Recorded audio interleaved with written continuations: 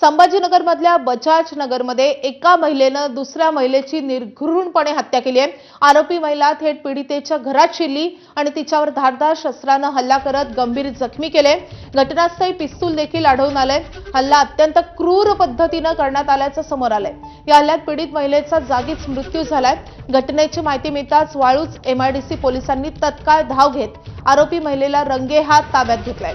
झटापटी दरम्यान आरोपी महिला किरकोळ जखमी झाली असून तिला पुढील उपचारासाठी घाटी रुग्णालयात दाखल करण्यात आले। दरम्यान या हत्येमागील नेमकं कारण अजूनही स्पष्ट नाहीये।